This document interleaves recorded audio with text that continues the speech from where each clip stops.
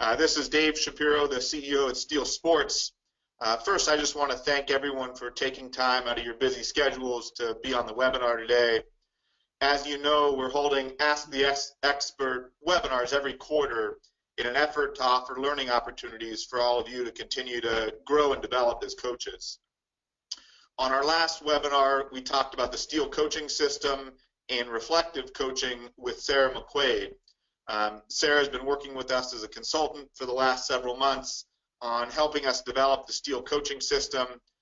We've made a lot of progress since the last webinar, and we'll be rolling out more soon to everyone here in regards to what makes up the Steel coaching system. After the webinar, and every webinar that we've done, we've collected feedback on topics that you all want to hear about.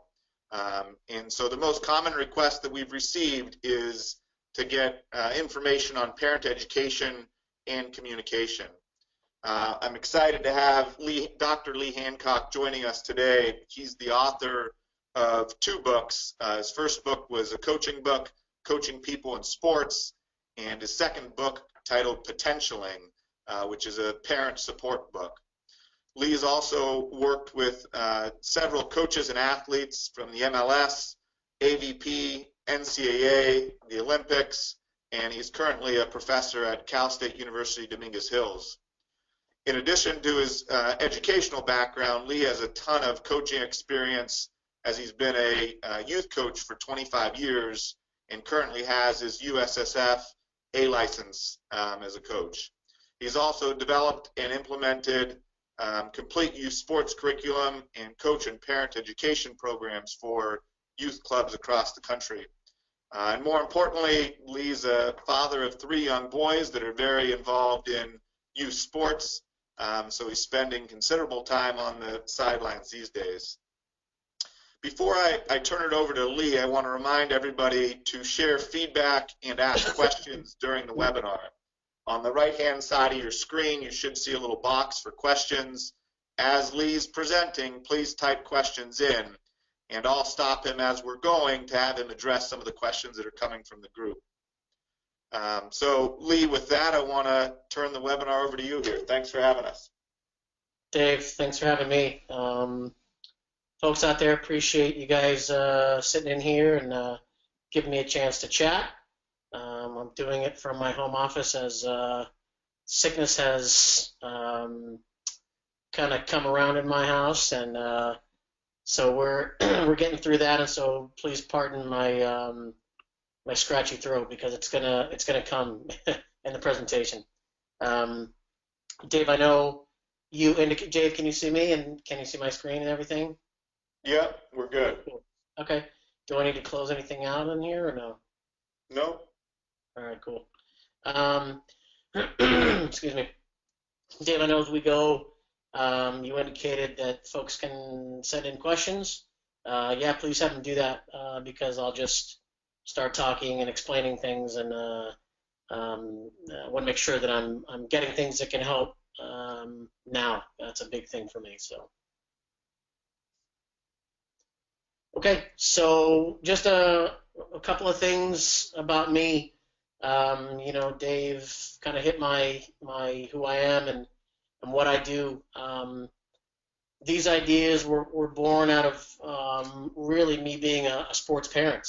I've coached for a long, long time, and my kids then naturally kind of gravitated to be out there with me. And I wanted just to make sure I did it right as a sports parent. You know, I'm competitive like most people that played a sport, everybody that played a sport at a higher level for sure.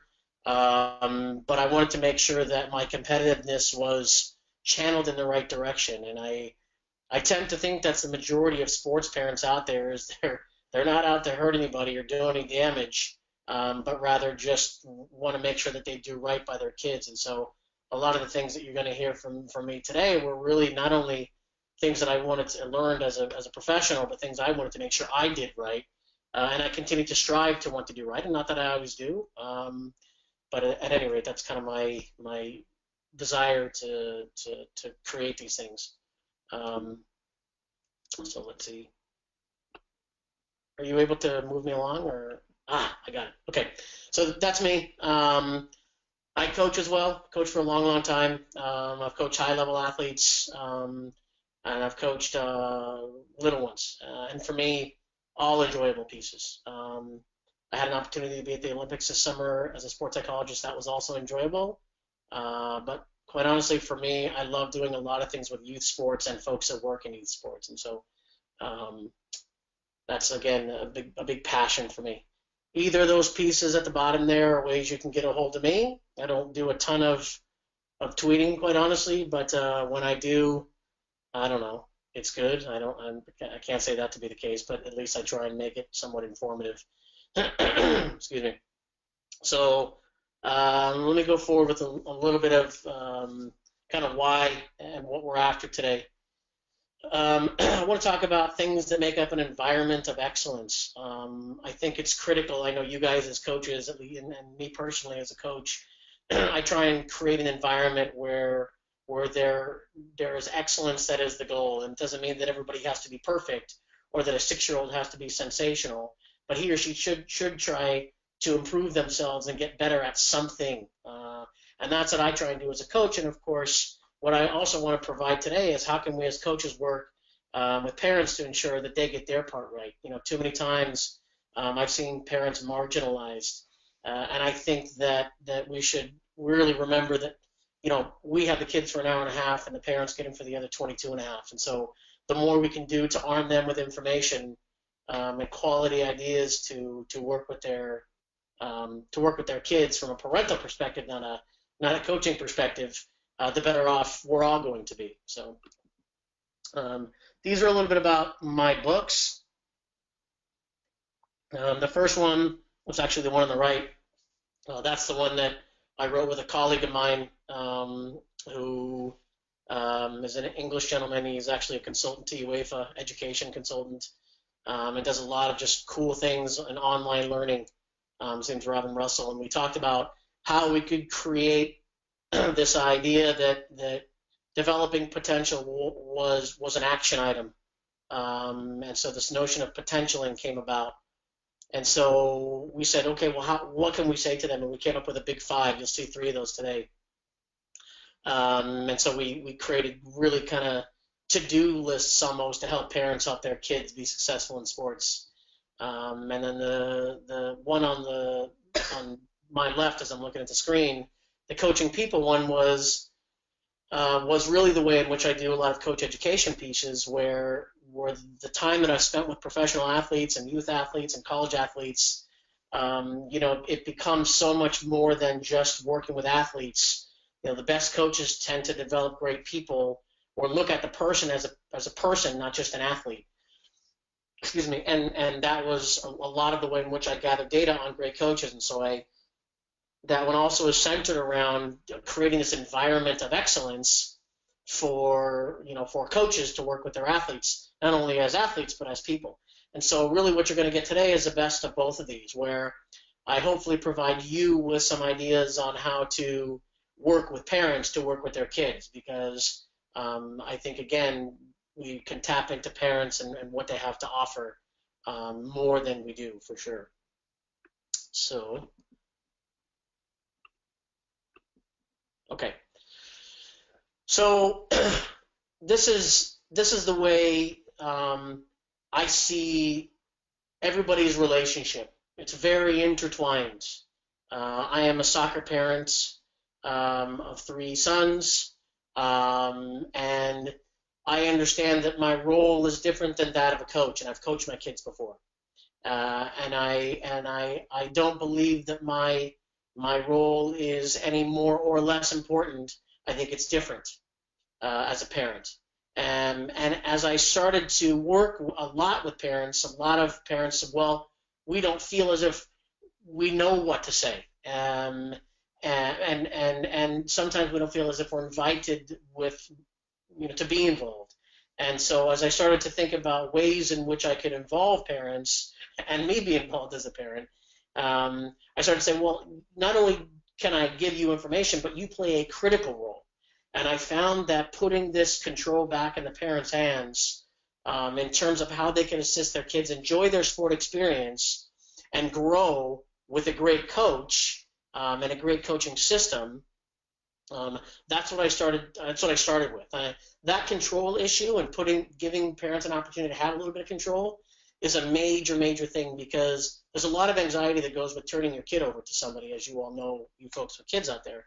And when you can get a little bit of control back in terms of, oh, this is what I should be saying to my kid, and this is how I can say it to them, your role becomes critical in terms of that three-pronged piece here that you're looking at.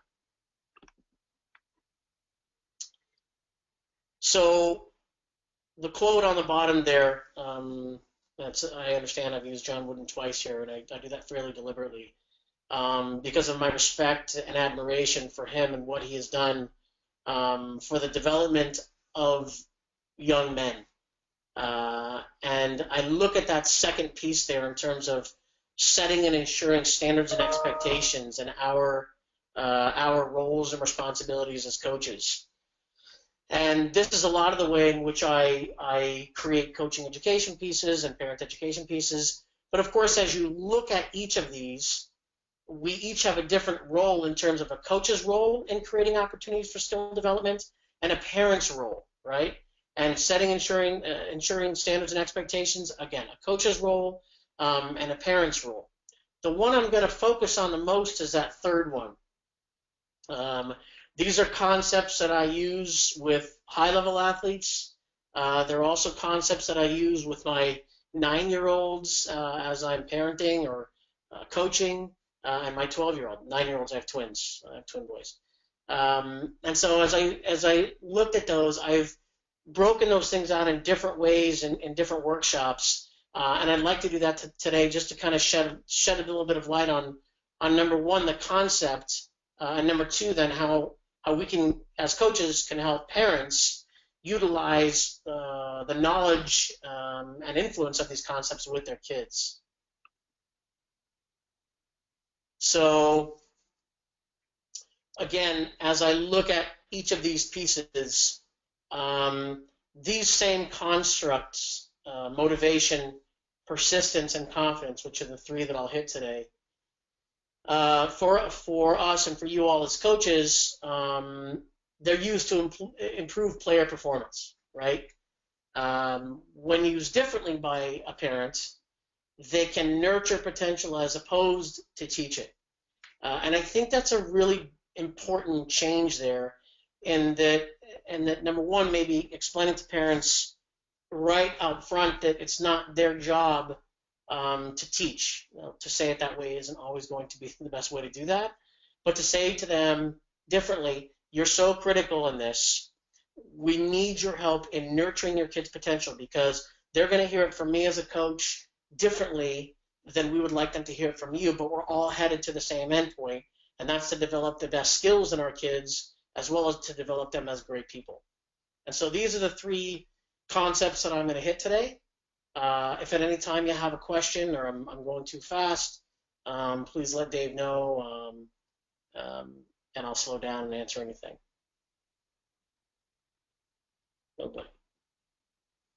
Okay, so that's the goal for today.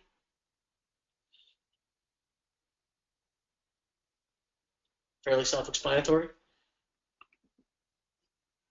For me, again, the explanation of the concepts is critical. Some of you may know these concepts from schooling you may have had. You may have been in different workshops where you've hit these. I try and borrow from some popular theories and books that are out there right now, but I'm going to explain them, and then I'm going to hopefully give you some things that you can use with your parents that they can use with their kids. So I start with this particular person because his name's Dan Kennedy. He's a goalkeeper in Major League Soccer. He also happens to be a friend of mine. I've been with him on staff at a different place where he was at previously. But we talk about motivation. And motivation for pro athletes is interesting because it's not so different than folks when they're kids, in terms of sometimes it's tough and sometimes they don't have control, and sometimes what they frequently need is extrinsic or intrinsic motivation in order to be successful. And the best athletes in the world and some of the best things that are out there in the world are coming from folks that do it because they love it. So I put him up here because he's had a really interesting journey in life in terms of his motivation. And he truly loves and is passionate about the game. And he does it because he loves it, not because he has to do it. And he's had a grind. And so when I think about kids, that love and passion for the game is something that if we can get them to love it as a coach, awesome. But of course, again, parents, 22 and a half hours a day as opposed to the hour and a half with you, if we can get the parents to get them to love it, all of a sudden now we're hitting them with both sides. So I'm going to talk a little bit about how we can foster a love and passion for the game with a couple of concepts here. So most of you are probably familiar with the two types of motivation, apart from motivation. Extrinsic motivation refers to the performance of an activity as a result, or to get something from it, which is fine. I think people need that from time to time. I know I'm motivated by that in terms of money or different types of things in life, or just because you have to do them. All extrinsic rewards, right? But of course, in order to love something, in order to be great at something, you have to love it. Intrinsic motivation. I love this little picture here with the heart is greater than the carrot and the asparagus, at least the carrot. And refers to performing an activity for the sake of the activity itself. The thing about the research in terms of intrinsic motivation is when the going gets tough, folks that are intrinsically motivated tend to persist, enjoy, and tend to show more of this notion of like grit, which is very popular, which we'll touch on just a little bit today, as opposed to when it's strictly extrinsically motivating. And if you think about that with kids, that's particularly important because what we want them to do is practice on their own, love it on their own, and when things get tough, because it will they continue to persist? Well, the research also talks about that we can create an environment whereby we are fostering intrinsic motivation, meaning, can I get somebody to love the game? And the truth is yes. There's a lot of research out there that talks about that you can help people learn to be intrinsically motivated. So a kid comes and they just are there because their parents are driving them. That happens sometimes. Or they feel like they're just going through the motions. That happens sometimes. In order for kids to love it and to be able to solve problems, which is critical in sports these days, we have to solve these three, or rather provide an opportunity to satisfy these three innate needs down here. And these innate needs, these people that have developed this particular focus, are ones that the people in this theory would go, look, if we can satisfy these things in a kid, then the likelihood is that we are going to improve their intrinsic motivation over time. Now, as I start talking about these concepts of persistence and confidence and motivation, they're very abstract. What I like to do is I like to provide some sort of touchable, tangible piece, right? So if we can think of motivation as a piggy bank, right, or as bricks, which I do with confidence all the time, and we can drop little things of competence in there, right? And when we deliver 10 doses of competence, if we can deliver 10 doses of competence, we're improving somebody's intrinsic motivation, which means when the going gets tough, they're going to persist. Now, I'm going to come back to this in the next slide after this next one. This is a very heavy slide. But one of the other parts about improving somebody's intrinsic motivation, and this has been popularized by a guy called Daniel Pink, and it's beyond the scope of this discussion to hit it, but Daniel Pink, and some of you have probably seen his TED Talk, it's remarkable. Basically, he says, look, in order for people to be creative, they have got to be doing it because they love it, not because they're being pressed to do it. Think about youth sports. 6, 7, 8, 9, 10, 11, 12. We're asking kids to learn something new, to be in front of folks, hitting a baseball, being a goalkeeper, learning new skills. That's a very creative process, and really you're putting yourself out there. For kids to be able to do this, and Daniel Pink doesn't talk necessarily about kids, he talks about business, but it's true in youth sports, which again I'll come back to. He says, look, the idea here is in order to be creative and solve your quote-unquote candle problem, which he talks about up here in that top diagram, kids need to be doing it because they love it, not because they have to do it. And in fact, in these particular studies, the idea was those that were incentivized, right, that said, we're going to give you a lot of money to solve this creative problem, the candle problem, which was, can you get the candle to affix to the wall, right? Now, the one as you look at on the left, people couldn't, they had a really hard time, and they failed massively when they were given money to do it. When they were given an opportunity to do it because they love to do it, or just said, hey, just try this on your own, they solved it in a much faster way, right? And the idea is that they couldn't see beyond the fact to dump the tacks out and to affix the box to the wall and then let the candle sit in the box.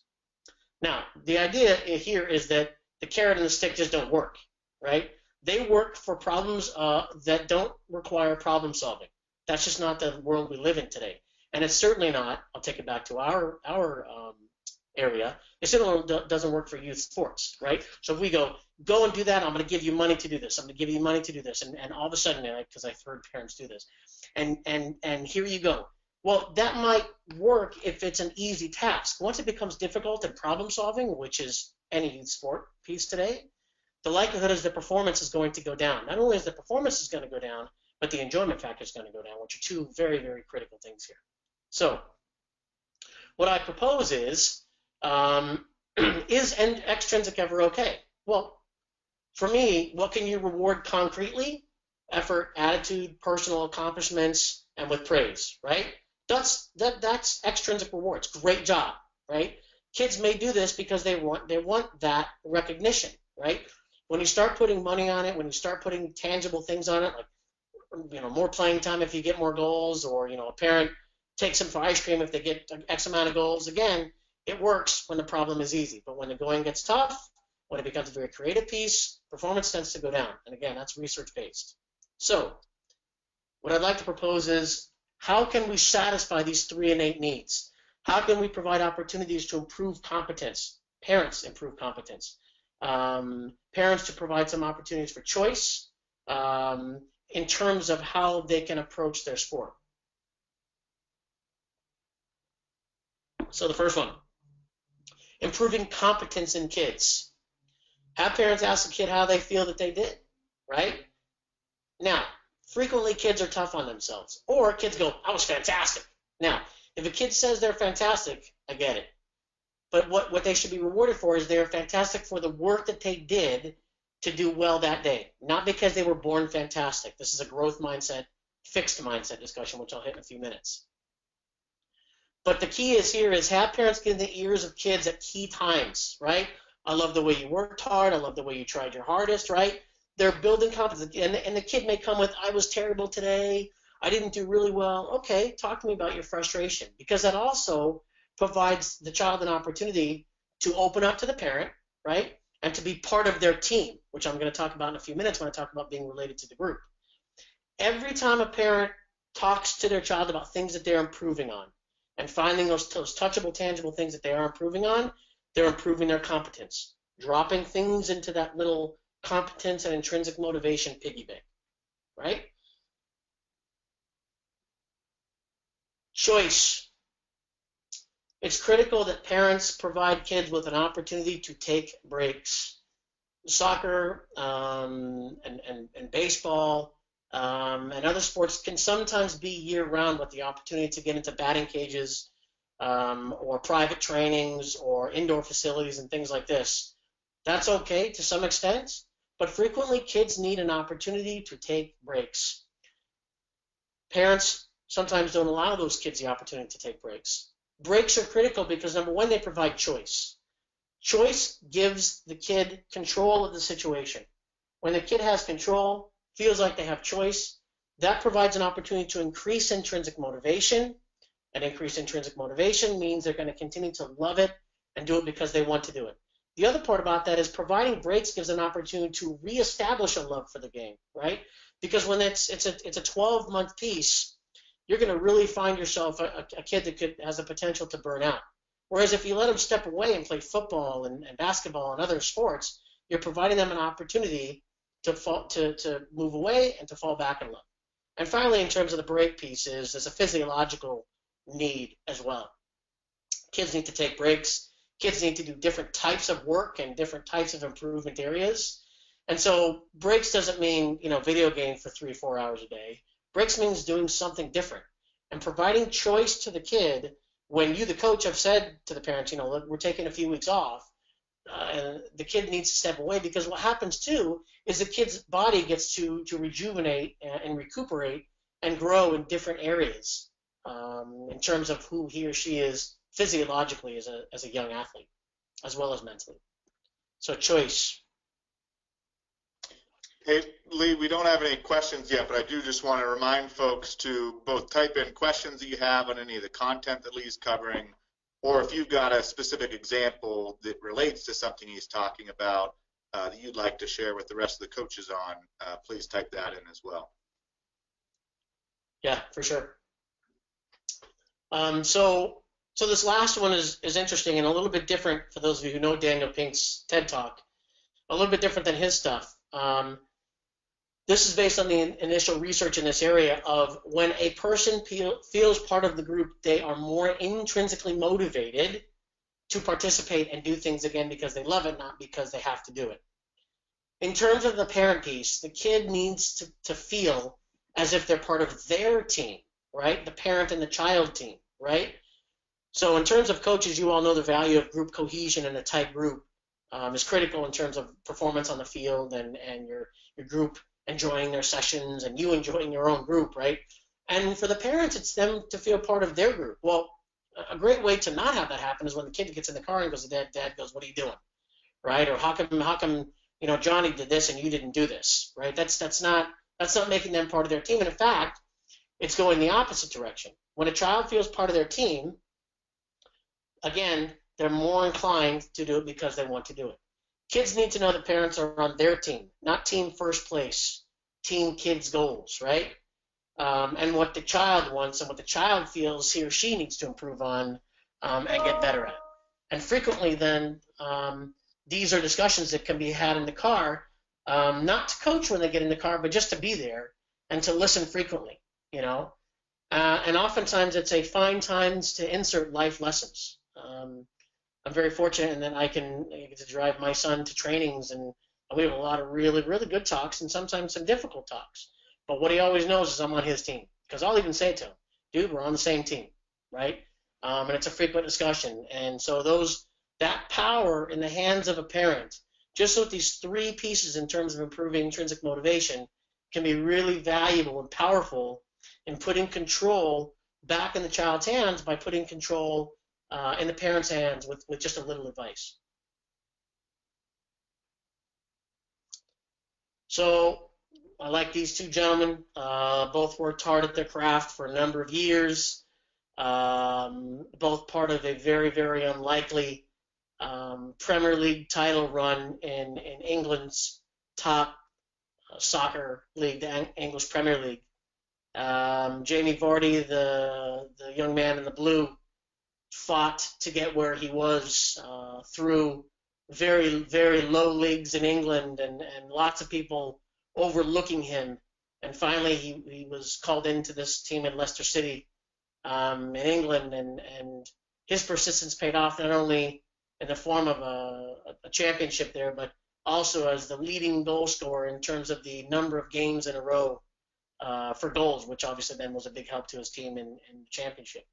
I love the manager's story as well, because a lot of people criticized him over time and that he tinkered too much with his lineups and he made too many changes and it's over for him and what's he going to this club for. And so I love this notion of persistence with these two gentlemen. Of course, if we think about our lives in terms of what we will have done, persistence is a big part of it. I actually just did a talk on grit at a conference a couple weeks ago, or last weekend actually. I love this book. If any of you have seen Dr. Duckworth's TED Talk, you know what I'm talking about. If you haven't, highly recommend it. I would say take the next step further and go read her book because it's very good. It's got wonderful stories, both personal and research-based, about grit. Persistence really is kind of a subset of grit, but all you need to do is look at the cover of her book to know what it looks like. You're the big arrow, and there's a lot of small arrows coming at you in life. And of course, as we think about our sessions, our practices, kids are persisting every day in terms of their competitiveness and competing. I'm a big proponent of competition in practices, and I don't think it has to be crazy over the deep end competition. I think it's about managing competition, because you're going to have some crazy competitive kids. It's about managing that in order to foster persistence. So many of you are probably familiar with Dr. Carol Dweck's work of growth mindset. This piece actually, it has to do with how kids feel successful when they compete. Kids judge success in one of two ways. Now, you can be both. But a lot of kids are very product oriented, right? I think about me when I was a kid. It was like if I didn't win, I was going crazy. And it was a focus on winning and beating others, and I didn't have a lot of coping skills, and if I lost something, I would just kind of lose it. Whereas some other folks are process-oriented. They feel successful when they learn and improve. And they judge success relative to their own improvement, as opposed to some other folks, they judge success on whether or not they beat somebody else, right? So they don't want the whole world, they just want your half, right? So now, the thing about this is that the best athletes in the world are both. I would argue that the best people in performance-oriented areas are both.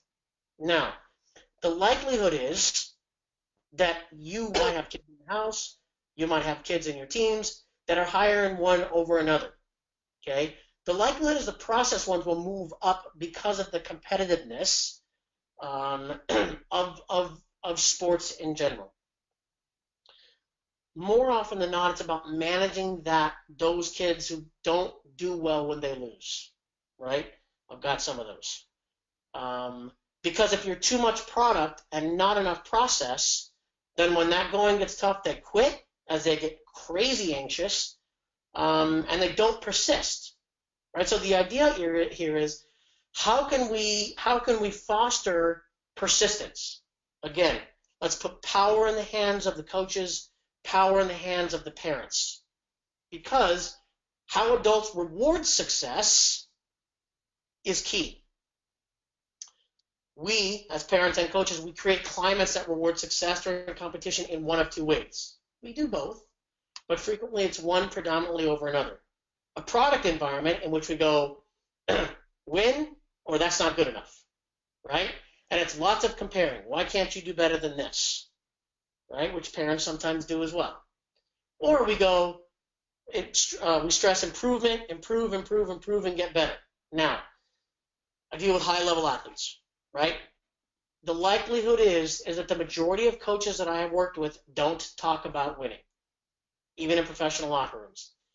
Even at the Olympics this summer, did we talk about winning? Didn't have to. It's implied, right? They all know that they want to win. But the goal is, can you focus on the things you need to do in order to be successful, as opposed to the success itself, right?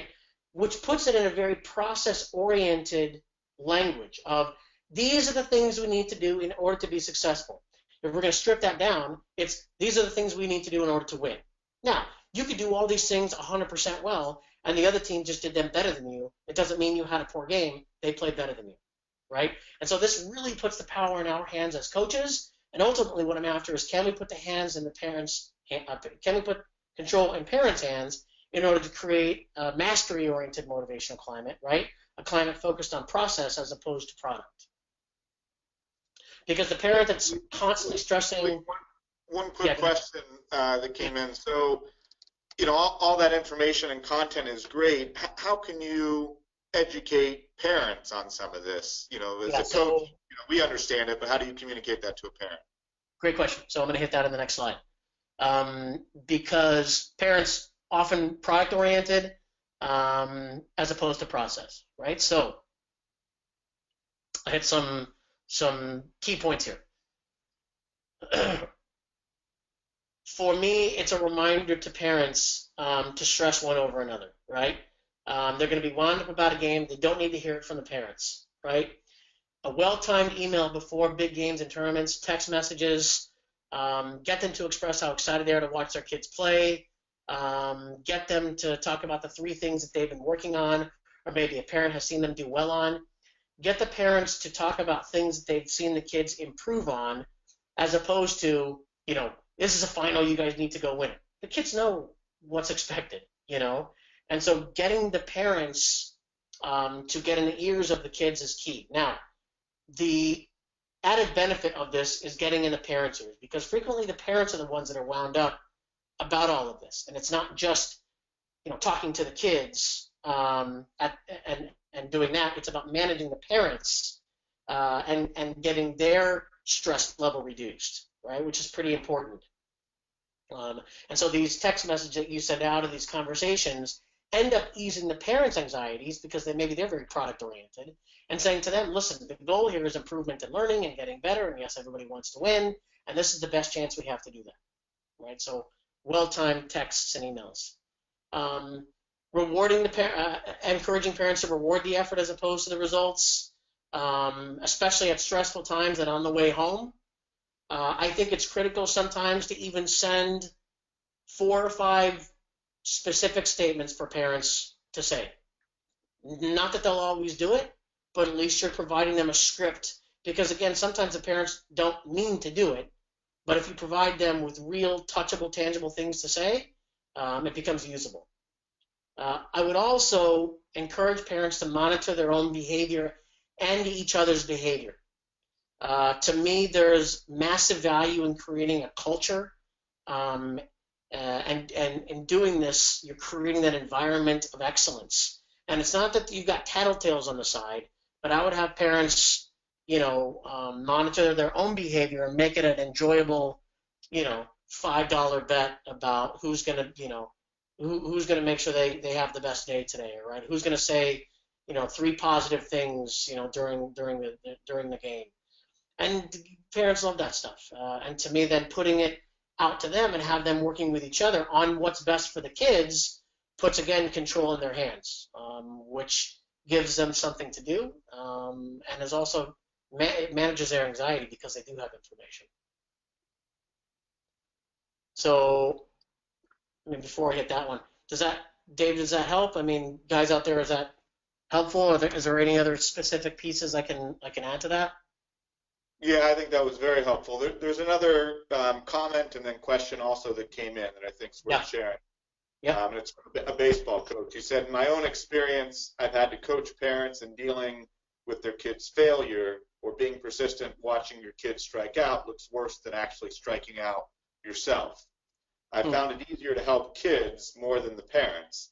Why do you think the adults can't handle failure? There's so much of it in baseball. Yeah, I think it's part of it is because it's a part of the parent. Our children are a part of us, right? And so when we see our kids out there, sometimes it's hard to watch them fail, even though we know it's good for them. I think parents learning to manage their emotions, number one, parents learning to understand that they have emotions here that are out of their control is critical, right? Number one, again, that they understand that their emotions are getting the better of them. Number two, that those emotions then are not only having a negative impact on them, but are having a negative impact on the kid. Also tends to be a pretty powerful message if the parent understands what they're doing. I have videotaped my sideline before. It's not always gorgeous in terms of what's going on and the behavior, but it's powerful. And so I think acknowledging those three things, especially the first one, where it is part of our soul out there, and watching failure is difficult, but it's critical, and then that we have emotions that are getting away from us as parents, and that those emotions are negatively impacting our kids. Once parents understand those things, God, parents are fairly, not all the time, fairly rational when it comes to those types of things. But I don't disagree with the gentleman or woman who put that question forward or comment. Well, one other comment that I want to read from a soccer coach that's on, as you alluded to, the emotional state of the parent on the car ride can be an issue, and for this reason, we've actually tell parents to refrain from analyzing or even questioning their child about their performance unless their child initiates the conversation. Adults often do not truly listen to each other, let alone children. We ask they simply focus on giving their unconditional love and support, i.e. be a parent, not a critic. Yeah. I mean, that's very sound advice. I mean, whenever I work with parents and coaches, I agree with that. Go get them something to eat. Like, that's my input. Frequently the kids, especially 12, 13, 14, if they have that really good relationship with their parent, will want to talk about the game. My son does it to me all the time. I actually tell him, why don't we get something to eat first, and then we'll talk about it. One other quick question, Lee, which I know you've got experience with. How do you balance coaching and parenting when your child's one of the kids you're coaching? This is a long discussion. Not sure I have a one or two word answer. For me personally, it's a lot of self-awareness. I also I'm frequently keenly aware of almost everything that I'm saying, because I want to make sure that I am fair to everyone, and maybe in doing that I'm less fair even to my sons.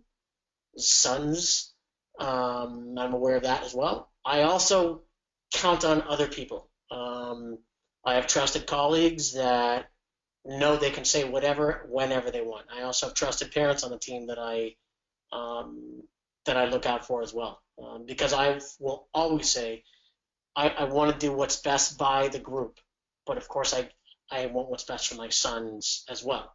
So I have checks and balances, quite honestly, because I know I'm not able to do that all by myself. So that's my best advice if you want to do it. I also think it's very rewarding up into a certain age. I don't coach my 12-year-old anymore. I coach my little guys now, but that's not going to last for much longer. Just that's my personal preference. I think you can do it when you're older too, but then it becomes really difficult. Great. One more quick comment and then keep going, Lee. Okay. The best thing we heard from Coach Randy a few weeks ago at our double goal parent workshop with PCA was, after the game, simply tell your child, I love watching you play. That's brilliant. No, that's brilliant. I mean, I would agree with that wholeheartedly. In fact, I speak on that frequently. Because now my kids go, I know, Dad, I know, you love watching me play. Which is cool, but then we talk about other things that they want a hamburger. But yeah, agreed. Great. All good questions and comments. Keep typing them in. Go ahead, Lee. So last concept. So confidence to me is the holy grail. Working with athletes, working with kids, working with students.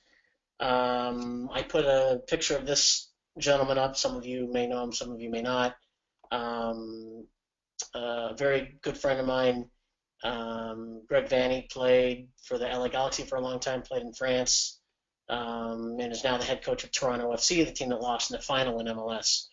I put confidence because he's very young in terms of a head coach. He's 41, 42 maybe, and he has always had confidence about who he is. It's not suggesting he never questioned himself or never thought I'm wrong. But as you look at some of the pillars that I'm going to talk about here in terms of building confidence, these are all things that he was willing to do in order to be good at his craft and believe in himself. I love watching young coaches and kids and students in my classes develop that confidence, because sometimes it's very painful to watch, but they're going to come out of it if you can steer them through it and help them through it with one more little penny in their piggy bank in order to be successful. and have confidence. So I'm going to hit a couple of these things. Some people know this, some people don't, but confidence can be built. There's some wonderful research out there from folks about how to do that. So these are called sources of self-efficacy. Self-efficacy is essentially confidence, belief in oneself, belief in what they're doing, and understanding that they can do it, whatever it is. And I like to again use touchable, tangible things for pictures and for things that I actually work with clients on, in terms of a piggy bank, or bricks in a building. And so I'm going to talk about 4 things that you can do as coaches, but that also you can do with parents so that they can start to add these bricks in this wall for kids. So the number one source of confidence in terms of a kid feeling like he or she can do it is that they've done it before. Now, for this one, we have to go back to the sources of the growth mindset and the perceptions of success, because the idea here is that success doesn't have to be wins and losses, right? We all know that once you've seen finals, we've seen championship games before. Teams that have been to a final and that have won a final, when they get back to the next one, they look like they should be there. There's an air about them, and there's a real confidence to them. And so, if I was to look inside their piggy bank, they would have a bankroll of hundreds in there in terms of like real confidence to go after something. But in terms of kids, sometimes they don't get that. Sometimes it's you as a coach, you see them do something well, and you go, you really did that well. I love the way you stepped on the ball. I love the way you had your elbows in, whatever it is. And the kid goes, oh, okay, and they feel it. Again, I go back to the motivation piece with the parents and being on their team, right? For parents, it's the same. A kid gets in the car and he goes, oh, I lost every game. I watched you, son, play today. I love the way you're putting that effort forward. I saw you do that move 5 or 6 times where you've never done that before. That was amazing.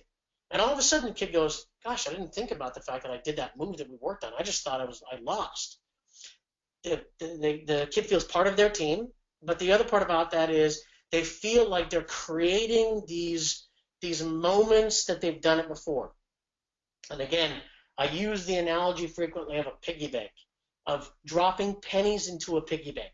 And I actually frequently use this with athletes when they say, well, I'm just not doing that much. I go, let's talk about it. It sounds to me like you did 5 things well today. Is that accurate after they looked at their journal? Great. You need to put 5 pennies in a piggy bank, or I'll do different things with pros.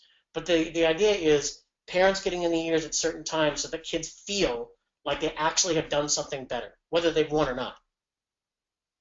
The second one is verbal feedback. Now, it seems obvious. But again, if the goal is to put these bricks in there, every time a kid hears these things, when they get feedback from a trusted leader, they're building confidence. So the biggest thing here from a coaching perspective is that it doesn't always have to be positive. Okay? In terms of that was fantastic. Okay? Because sometimes athletes need to hear that's not good enough, right? But the idea is, if you're going to do that as a coach, the idea is the act wasn't good enough, not you're not good enough. That's a big difference in terms of the language.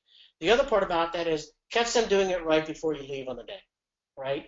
Catch them doing it right in terms of if you want to put that brick in the wall. Because if an athlete goes, gosh, I just can't get it right, and then they get one aspect of it right, and they got a little bit better, go, maybe you didn't get it fully right, but you're on your way. I saw you do that one extra thing. Really, really good job.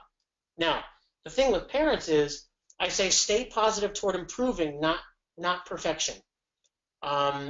The idea here is to give parents the opportunity to give feedback of, I like the way I see you trying these things. Because the truth is, sometimes the kid will get in the car and they really just haven't done what they didn't have a good training, right? And that's also an opportunity to build confidence, because it's like, look, you say to the kid, I see that you tried your hardest today. If you tried your hardest, sometimes that's all you can ask. We go to work sometimes and we don't have perfect days. right? But we know if we put a great shift in, the next day we're going to get better and better, right? The other part about that is verbal feedback to the kid when it's bad and good. You'll see that each one of these, what I'm trying to do is put the parent on the kid's team, right? That's a really important thing, that the kid needs to be able to look at the parent and go, I know you're on my team. Because if they're intrinsically motivated, right, so you're building the part of the team, then they're going to go, it's okay. When I get home, I'm going to work even harder. When I come back to the next training, I'm going to be even harder, right? And the parent needs to be there when it's bad and good, not just when they get in the car. The parent goes, "You were fantastic today," right? It's the kid gets in the car. Did you have fun today, right? And the kid might be upset. Did you have fun with any of your friends? Was it good, right? Steer it off of sports, right? And of course, my big thing is focus on the attempts versus the number correct our goals, right? So put power in the hands of the effort. Focus on the effort rather than the end point. So this is an important one. Self-perception that is accurate. Helping kids learn who they are and that they're not always fantastic or always terrible is a really powerful tool. And I say cultivating an honest self-awareness is very important, as it promotes self-reference versus other reference assessments, and it's an opportunity to be who they are versus who they aren't. Sometimes kids get in the car and they go, "I was fantastic," right? Everybody else was terrible today. Well, that's not really what happened. I love the fact that you're positive, kiddo, but I don't know why they were all yelling at me. Did you try and pass the ball? No. Well, maybe we need to. Is there something we want to improve on? And it's a lot of the parents asking questions for the kid just to start thinking, right? And so at 7, 8, 9, 10, it's a lot of very inaccurate things of, it's everybody else type of thing, or I was doing it and they weren't. Sometimes at 11, 12, 13, the kids are getting in the car going, I was awful today. I was the worst player on the field today. I was the worst player on the court. Well, that may not be the case, right? Maybe they didn't have a great day, and maybe they were not one of the better players out there today. But it can't be I was the worst player out there, because what they're doing in there is they're comparing to somebody else, right? The goal has to be, one, can I look at myself and go, okay, I did these 3 things not very well today, but this is one thing I did pretty well on, right? That's a really powerful and important piece, because owning up and building an honest self-awareness, which you can start to really get at 10, 11, 12, 13 because of the changes in the mind and what they're going through, it promotes an opportunity to give them real control of who they are as a person. That control in and of itself provides an opportunity for increasing confidence. So these are my comments to give to parents. Have them stay away from comparing, right? So, that's a big thing in our house. Our boys always want to compare. He got, they got, we did, they got. And of course we go, we're talking about you, right? And so I encourage that in sports as well with players, and to parents with players is, to parents, don't talk about other players, right? Well, that kid was able to do this. How come you weren't able to do that? That is completely taking away from the kid's ability to manage anything, because maybe that other kid did it because he's bigger, faster, and stronger, because he matured, because he's 11, 12 years old, 13 years old, and you're only 10 and you're playing up, or something along these lines. Listen, and when appropriate, have kids talk about a positive thing they did versus only negative. That's a big thing with parents. I think parents tend to want to solve as opposed to simply listen and steer the direction. Facilitating can be a very powerful thing, as opposed to solving the world's problems for somebody. Have them watch themselves on video. Again, another very powerful piece. And then another one that I've had parents, give to kids and say, have you thought about what you would look like to your coach? Do you want to maybe write a little scouting report on what you think you do well and poorly, and see if that accurately reflects who you are? Again, that puts a lot of power in the hands of the young athlete. My biggest one is remind parents to be a role model. This notion of believing in oneself or abilities, or full trust or trustworthiness, which is basically the definition of confidence. There's a couple things in there: a belief in self and a trust and reliability.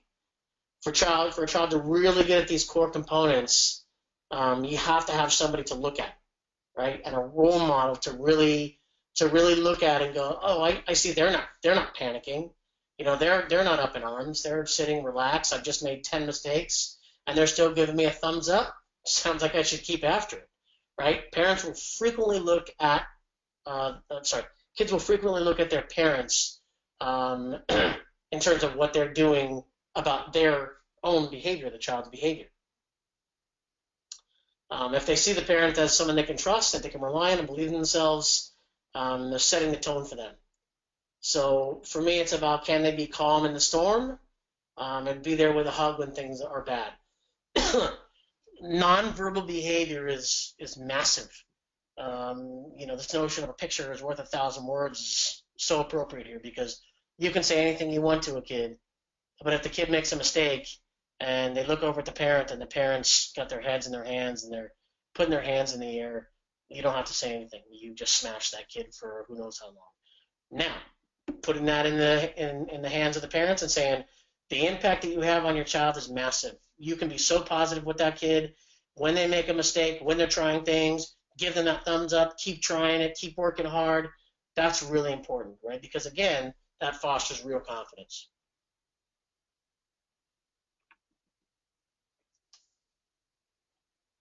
So, for me, what I wanted to provide today, because I know it was about communication and parent education. Talking to parents about, number one, about just involving them and giving them some power in terms of how to keep their kids excited and persistent and confident, right, is more than yelling, come on, or keep going. There's some real touchable, tangible ways to build and to put some bricks in a wall and put pennies in a piggy bank. Where hopefully then when the kid develops a real love and passion for the game, and can take it to whatever their level is, high school, college, or beyond, So I hope that was helpful. Again, that's the way you can get a hold of me if you'd like to, and if you have any questions, shoot Dave an email, or you can ask me some questions right now about this or anything else, quite honestly.